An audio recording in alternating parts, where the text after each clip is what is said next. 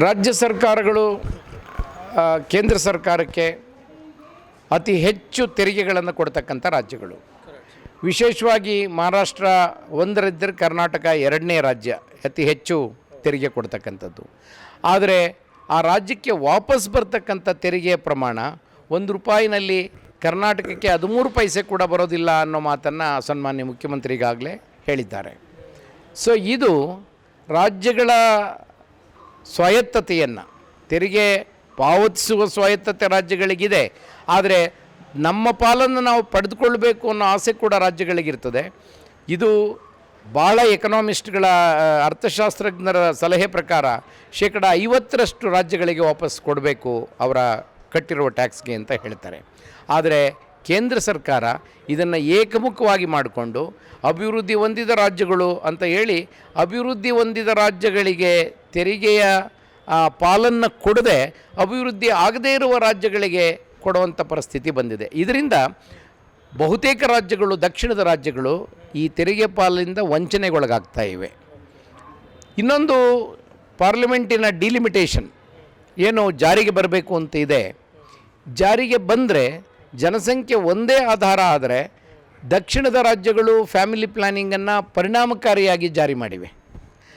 ಉತ್ತರದ ರಾಜ್ಯಗಳು ಇದನ್ನು ಪರಿಣಾಮಕಾರಿಯಾಗಿ ಜಾರಿ ಮಾಡಲಿಲ್ಲ. ಆದ್ದರಿಂದ ಅವರ ಜನಸಂಖ್ಯೆ ಜಾಸ್ತಿ ಆಗಿದೆ. ಯಾವ ರಾಜ್ಯಗಳು ಪರಿಣಾಮಕಾರಿಯಾಗಿ ಜಾರಿ ಮಾಡಿವೆಯೋ ಅವರುಗಳಿಗೆ ಶಿಕ್ಷೆ ಕೊಡುವಂಥ ಕೆಲಸ ಆಗಬಾರ್ದು, ಅವರ ಸೀಟುಗಳನ್ನು ಕಡಿಮೆ ಮಾಡುವಂಥ ಕೆಲಸ ಆಗಬಾರ್ದು. ಇದರಿಂದ ರೀಜನಲ್ ಇಂಬ್ಯಾಲೆನ್ಸ್ ಉಂಟಾಗ್ತದೆ. ಉತ್ತರ ಮತ್ತು ದಕ್ಷಿಣ ಎನ್ನುವ ಈ ಡಿವಿಷನ್ ಶುರುವಾಗ್ತದೆ. ರಾಷ್ಟ್ರದ ಸಮಗ್ರತೆಗೆ ಇದು ಬಹಳ ದೊಡ್ಡ ಅಡ್ಡಿಯಾಗ್ತದೆ. ಅದು ಆಗಬಾರ್ದು. ಇದು ಬಹಳ ಮುಖ್ಯವಾದ ವಿಚಾರ. ದೇಶದಲ್ಲಿ ಈ ಬಗ್ಗೆ ಚರ್ಚೆ ಆರಂಭ ಆಗಬೇಕು. ದೇಶದ ಸಮಗ್ರತೆಯನ್ನು ಕಾಪಾಡ್ತಕ್ಕಂಥದ್ದಕ್ಕೆ ಈ ಚರ್ಚೆ ಸಹಾಯ ಮಾಡ್ತದೆ ಮತ್ತು ಈ ಚರ್ಚೆಯಿಂದ ಎಲ್ಲರೂ ಒಪ್ಪಬಹುದಾದ ಸರ್ವಸಮ್ಮತವಾದ ತೀರ್ಮಾನಕ್ಕೆ ಬರಬೇಕಾಗ್ತದೆ. It's a very important and significant event. A broad coalition or of forces that are opposed to authoritarianism in India, the communal fascist tendencies in India is emerging.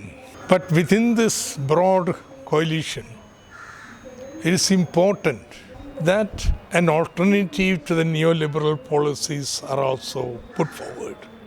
Even if it is not to alternative to completely or in full with respect to neoliberalism, at least an egalitarian welfare alternative will have to be put out.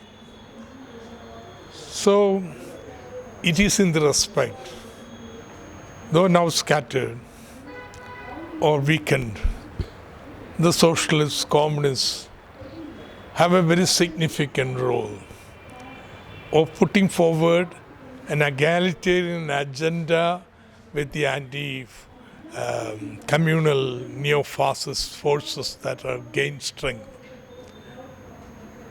So, in this struggle for an alternative, federalism is a very important concept because it gives greater chance for you to experiment with these alternatives wherever you are strong, maybe in a state or say in a district or even in a village. So I think this is the direction that discussions here are taking, of importance of federalism and decentralization.